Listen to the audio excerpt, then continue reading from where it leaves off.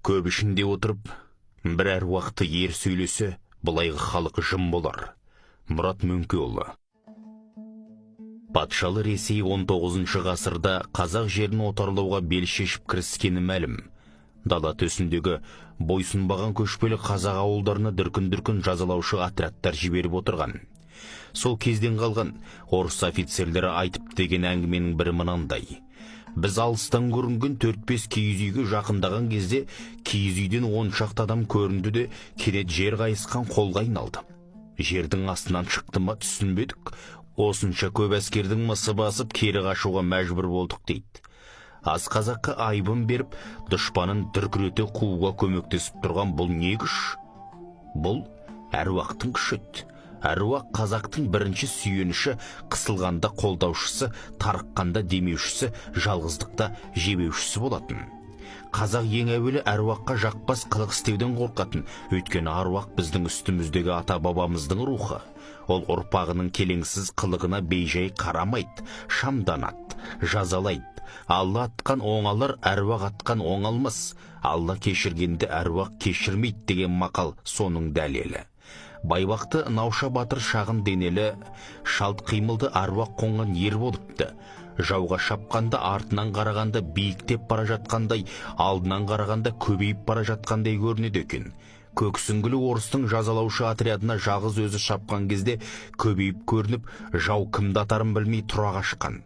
Адай досан батырдың оққағар әруағы болған. Әруақ қолдап тұрған батыр ештеңеден қорықпайтын. Өлем деп қарамай, азды көп жауды санамай ақырып жауға тию, аруақты ердің ғана қолынан келер іс. Тұрақты армиясы жоқ, мал бағып көшіп қонып жүрген шашыраңғы қазақтың осынау кең даланы қорғаудағы ерлігін аруақтан айырып айту мүмкін емес. Қазақтың аруаққа сыйынуы одан құдай жасау емес. Құдай мен арадағы аруақтың дәрежесін білгендігінен еді. Аруақ құдай мен адам арасындағы байланыс жолы болатын.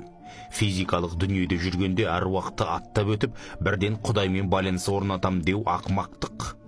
Бұл бейнелеп айтқанда, ауылдағы қазақ құдыққа түсіп кетіп шыға алмай тұрған кезде дауысы жетер жердегі көршісін емес, президенттік көмекке шақырған сияқты әрекет болмақ. Адам 7-ші сатыда ментал дүниесінде ғана құдаймен тікелей байланыс орната алады. Құдайсыз қоғамда 70 жыл өмір сүргенде қазақ жақпас қылықтарымен әруақты әбден бездірді. Одан кейінгі 30 жыл сананы дінмен отарлауға арналды.